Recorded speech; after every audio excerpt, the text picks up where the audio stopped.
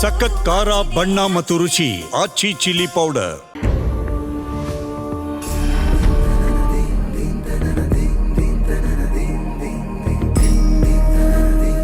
ನಮಸ್ತೆ ವೀಕ್ಷಕರೇ, ಅಖಂಡ ಜ್ಯೋತಿಷ್ಯ ವಿಶೇಷ ಕಾರ್ಯಕ್ರಮಕ್ಕೆ ಸ್ವಾಗತ. ನಾನು ತೇಜಸ್ವಿನಿ. ಇವತ್ತಿನ ವಿಶೇಷ ಕಾರ್ಯಕ್ರಮದಲ್ಲಿ ನಾವು ಇವತ್ತಿನ ವಿಶೇಷತೆ ಹಾಗೂ ಕುಟುಂಬದಲ್ಲಿ ಬರುವಂತಹ ಸಮಸ್ಯೆಗಳ ಬಗ್ಗೆ, ಅಂದರೆ ಕೆಲವೊಂದಷ್ಟು ಸಮಸ್ಯೆಗಳು ದೀರ್ಘಕಾಲದವರೆಗೆ ಇರುತ್ತೆ. ಅವು ಯಾವ್ಯಾವ ಸಮಸ್ಯೆಗಳು, ಅದಕ್ಕೆ ಪರಿಹಾರ ಏನು, ಎಲ್ಲದ್ರ ಬಗ್ಗೆ ಮಾತನಾಡ್ತಾ ಹೋಗೋಣ.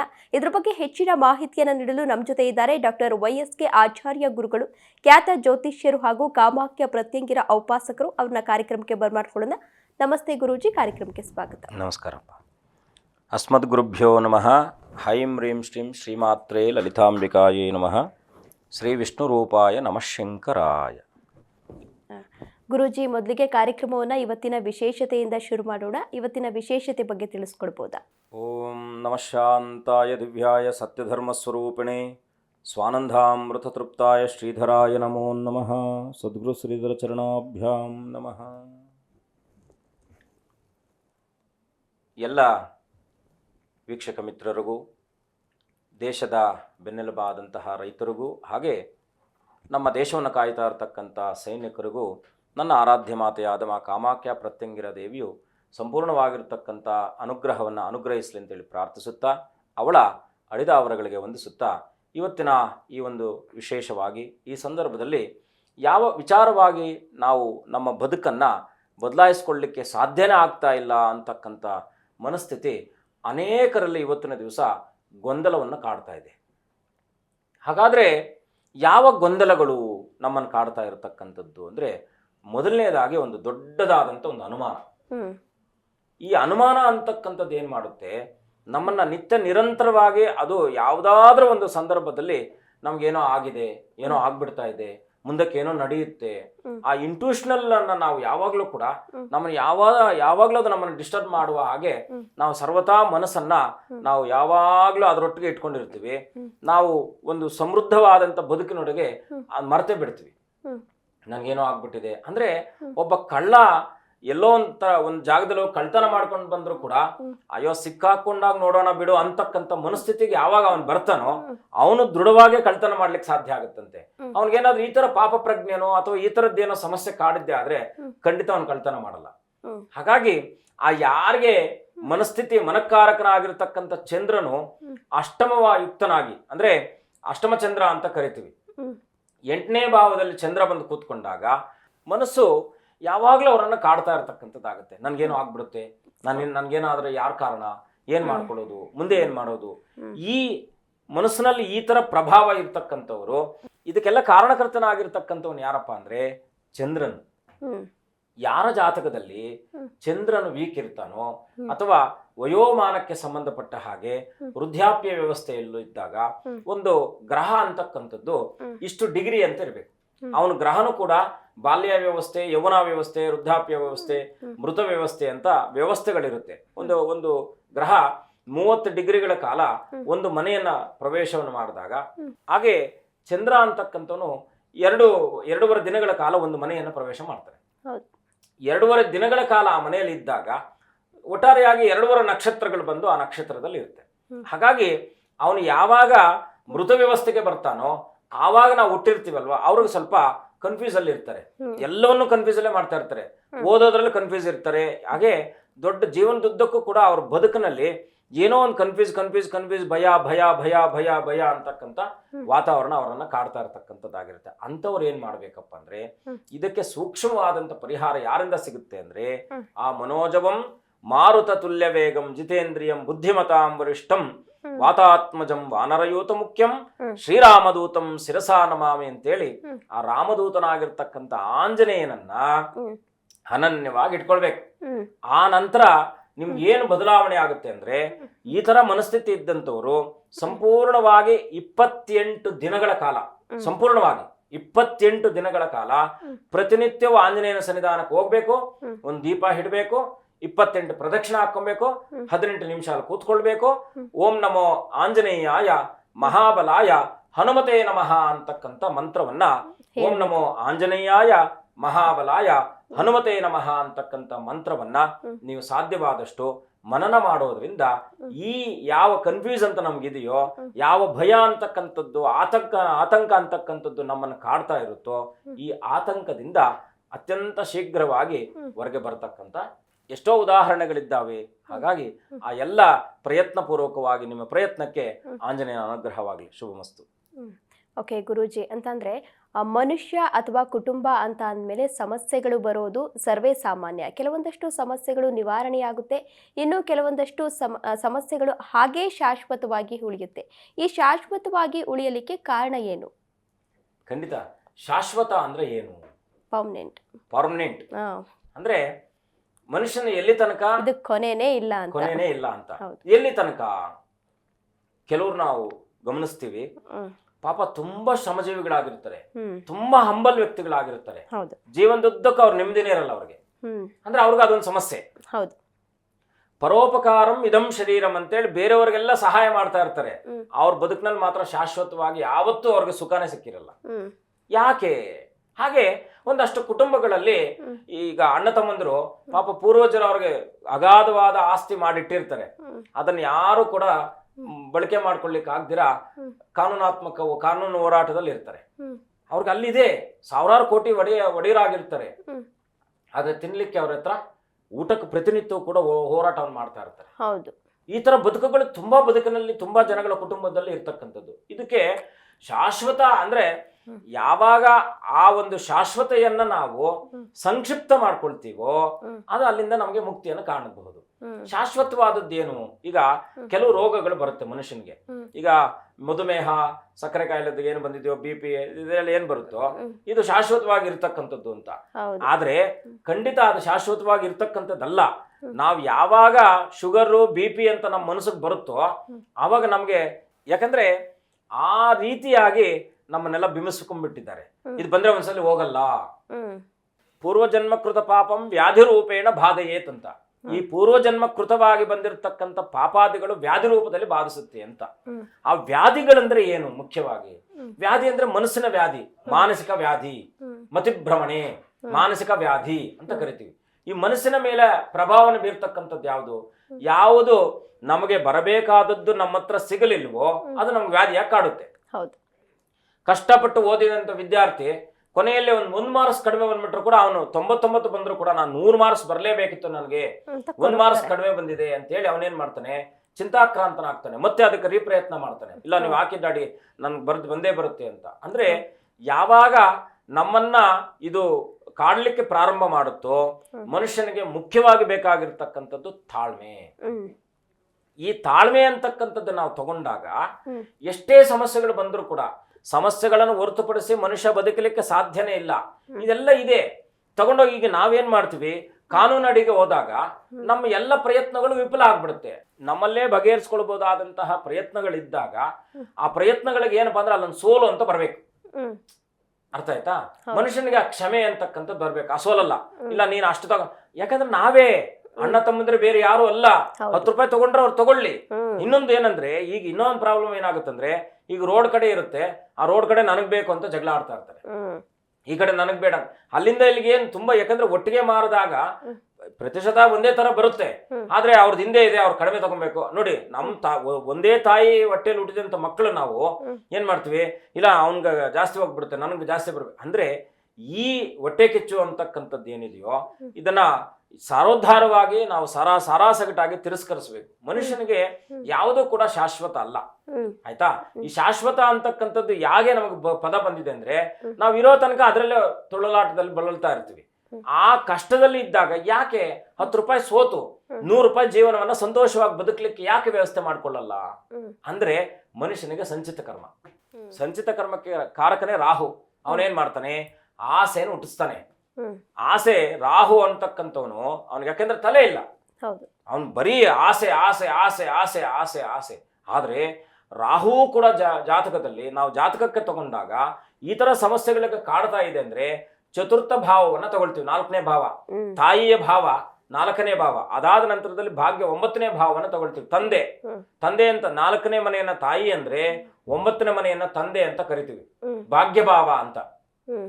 ಈ ಭಾಗ್ಯ ಭಾವಕ್ಕೂ ಮತ್ತೆ ಚತುರ್ಥ ಭಾವಕ್ಕೆ ಏನಾದ್ರೂ ಪಾಪಗ್ರಹಗಳು ಅಥವಾ ಅಶುಭ ಗ್ರಹಗಳ ದೃಷ್ಟಿ ಇದ್ದಾಗ ಅವ್ರೇನಾದ್ರೂ ಬಲ ಇಲ್ಲ ಅಂತಾಗ, ಯಾರು ಆ 4ನೇ ಮತ್ತು ನವಮಾಧಿಪತಿಯ ಗ್ರಹಗಳು ಬಲವಾಗಿಲ್ಲ ಅಂದಾಗ ಕುಟುಂಬದಲ್ಲಿ ಈ ತರ ಅಡಚಣೆಗಳು ಆಗ್ತಾ ಇರುತ್ತೆ. ಇದಕ್ಕೆ ಕುಟುಂಬ ನೋಡಿದ ತಕ್ಷಣ ನಮ್ಗೆ ಜಾತಕ ಬಂದ ತಕ್ಷಣ ಗೊತ್ತಾಗ್ಬಿಡುತ್ತೆ, ಓ ಇವ್ರು ಯಾವ ತರ ಸಮಸ್ಯೆಗಳಲ್ಲಿ ಬೀಳುತ್ತಾರೆ. ಅದು ಯಾವಾಗ ಇನ್ನೊಂದೇನಪ್ಪಾ ಅಂದ್ರೆ, ಕುಜನೇ ಭೂಮಿಕಾರಕನೇ ಕುಜನು. ಕುಜ ಏನಾದ್ರೂ 4ನೇ ಮನೆಯಲ್ಲಿ ಇದ್ರೆ ಅವನಿಗೆ ಪೂರ್ವಾರ್ಜಿತ ಆಸ್ತಿ ತುಂಬಾ ಬಂದಿರುತ್ತೆ. ಅದನ್ನ ಅವನು ಅನುಭವಿಸಕ್ಕೆ ಸಾಧ್ಯನೇ ಇರಲ್ಲ. 4ನೇ ಮನೆಯಲ್ಲಿ ಕುಜನಿದ್ದು ಅವನೇನಾದ್ರೂ ನೀಚ ಆದ ಅಂತ ಇಟ್ಕೊಳ್ಳಿ, ನೀಚನ ಆಗೋಯ್ತು ಅಂದ್ರೆ ಆಸ್ತಿ ಇದೆ, ಇವನ್ ತಿನ್ನಕ್ ಆಗ್ತಾ ಇಲ್ಲ. ಏನ್ ಕಾರಣ ಅಂದ್ರೆ ಕರ್ಮನೂ ಕಾರಣ ಆದ್ರೆ ಕುಟುಂಬನೂ ಕಾರಣ ಆಗುತ್ತೆ.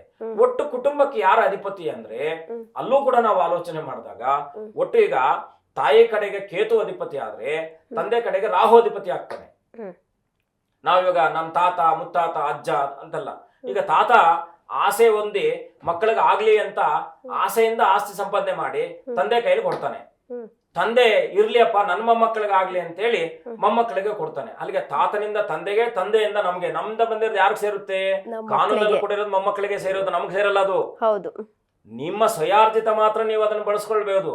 ಅದೇ ಕೇತು ಅಮ್ಮ ಏನ್ ಹೇಳ್ತಾಳೆ, ನೋಡಪ್ಪ ಇರೋದ್ರಲ್ಲಿ ಹಂಚ್ಕೊಂಡು ಬದುಕಿ, ಅವನಿಗೂ ಸಮ ಕೊಡೋ ತಾಯಿ. ಯಾಕಂದ್ರೆ ಕುಪುತ್ರೋ ಜಾಯತೆ ಅಂದ್ರೆ ತಾಯಿ ಯಾರ ಜಾತಕದಲ್ಲೂ ಮಕ್ಕಳಿಗೂ ಕೂಡ ಪಾಪಿ ಆಗಲ್ವಂತೆ. ಅವಳು ಏನೇ ಮಾಡ್ಲಿ, ಜಗತ್ತಲ್ಲಿ ಏನೇ ಮೋಸ ಮಾಡ್ಲಿ, ಅವಳು ಏನೇ ಅನಾಚಾರಗಳನ್ನು ಮಾಡಿದ್ರೂ ಕೂಡ ತನ್ನ ಮಕ್ಕಳನ್ನ ಪೋಷಣೆ ಮಾಡ್ತಾಳಂತೆ, ತನ್ನ ಮಕ್ಕಳಿಗೋಸ್ಕರವಾಗಿ ತ್ಯಾಗ ಮಾಡ್ತಾಳಂತೆ. ಹಾಗಾಗಿ ಆ ತಾಯಿ ಕಾರಕನಾಗಿರ್ತಕ್ಕಂಥವನು ಕೇತು. ಜಾತಕಕ್ಕೆ ನೋಡಿದಾಗ ಈಗ ಅಜ್ಜಿ ಮುತ್ತಜ್ಜಿ ಈಗ ಬರ್ತೀವಿ, ಸಂಬಂಧಗಳು ಏನು ಬರುತ್ತೋ ಇದಕ್ಕೆಲ್ಲ ತಾಯಿ ಕಡೆ ಸಂಬಂಧಗಳೆಲ್ಲ ಕೇತುವಿನಿಂದ ಬರತಕ್ಕಂಥದ್ದಾಗುತ್ತೆ. ಹಾಗಾಗಿ ತಾಯಿ ಏನ್ ಹೇಳ್ತಾಳೆ, ನಮ್ಗೆ ಕ್ಲೀನ್ ಆಗಿ ಒಂದು ಡೆಸ್ಟಿನಿ ಕೊಡ್ತಾಳೆ, ಇಷ್ಟಿಷ್ಟು ಸಮಚಿತ್ತವಾಗಿ ತಗೊಳ್ಳಿ ಅಂತ ಒಂದು ಮಾರ್ಗವನ್ನು ಕೊಡ್ತಾಳೆ. ಈಗ ಇದು ಯಾವ್ದನ್ನ ತಂದೆ ತಾಯಿಗಳ ಮಾತನ್ನ ಧಿಕ್ಕರಿಸ್ತೀವೋ ಬದುಕಿನಲ್ಲಿ ನೆಮ್ಮದಿಯಾಗಿರ್ಲಿಕ್ಕೆ ಸಾಧ್ಯನೇ ಇಲ್ಲ.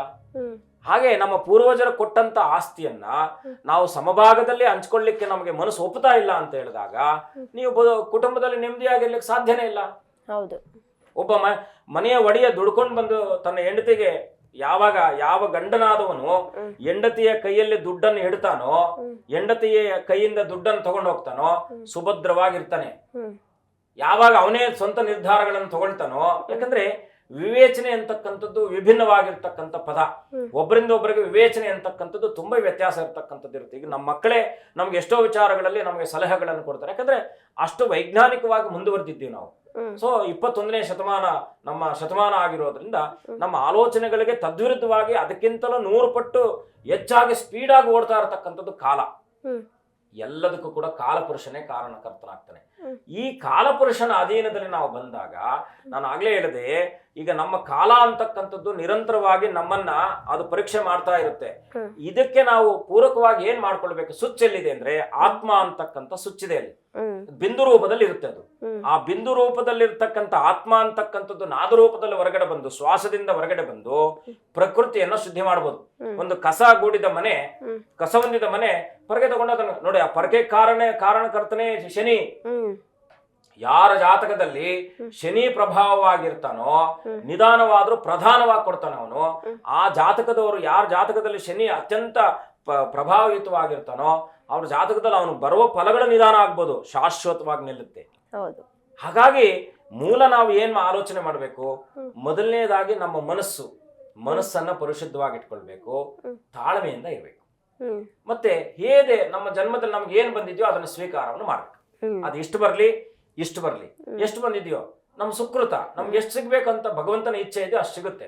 ಅಷ್ಟಕ್ಕೆ ತೃಪ್ತಿ ಪಟ್ಕೊಂಡಾಗ ಈ ಸಮಸ್ಯೆ ಪರಿಹಾರ ಆಗುತ್ತೆ. ಎರಡನೇದಾಗಿ ಓಕೆ ಗುರುಜಿ, ಅಂದ್ರೆ ಸಮಸ್ಯೆಗೆ ಪರಿಹಾರನ ತಿಳಿಸಿದ್ರಿ, ಜೊತೆಗೆ ಸಮಸ್ಯೆ ಯಾಕೆ ಬರುತ್ತೆ ಅನ್ನೋದನ್ನ ತಿಳಿಸಿದ್ರಿ. ಹಾಗಾದ್ರೆ ಸಮಸ್ಯೆಗಳು ಯಾವ್ಯಾವು?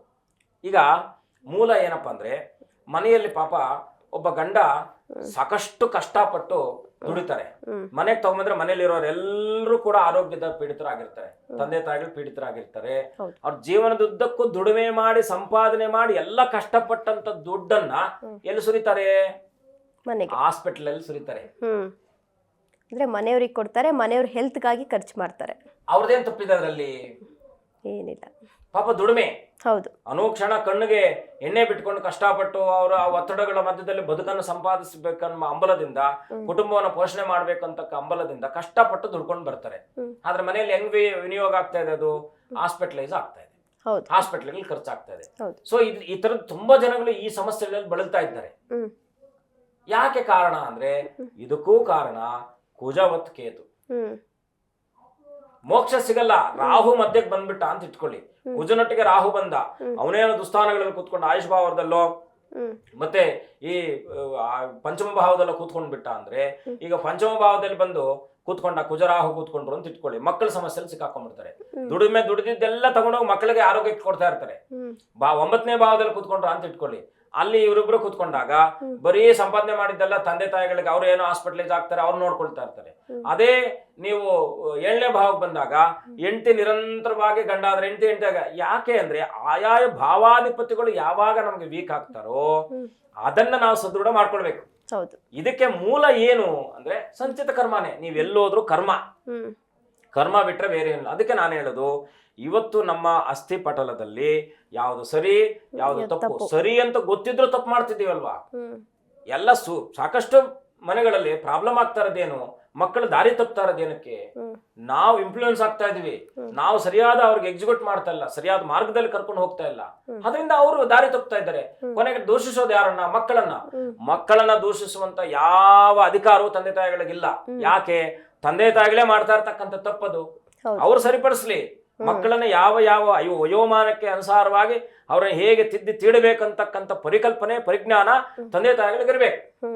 ಅದನ್ನ ಇಟ್ಕೊಂಡು ಮಾಡಿದಾಗ ಖಂಡಿತ ಈ ತರ ಸಮಸ್ಯೆಗಳು ಬರ್ದಾಗೆ ನಾವು ಕಾಪಾಡ್ಕೊಳ್ಬಹುದು. ಹೌದು. ಓಕೆ, ಈಗ ಸಮಸ್ಯೆಗಳ ಬಗ್ಗೆ ಹೇಳ್ತಿದ್ವಿ ಗುರೂಜಿ. ಈ ಸಮಸ್ಯೆಗಳಿಂದ ಏನೆಲ್ಲ ಲಾಭ ಆಗುತ್ತೆ, ಏನೆಲ್ಲ ನಷ್ಟ ಆಗುತ್ತೆ? ಈಗ ಕೆಲವು ಸಂದರ್ಭಗಳಲ್ಲಿ ನೋಡಿ, ನಾವು ಒಂದು ಕೆಟ್ಟದ್ರಲ್ಲ ಒಂದು ಒಳ್ಳೆಯದು ಅಂತ ಕರಿತೀವಿ.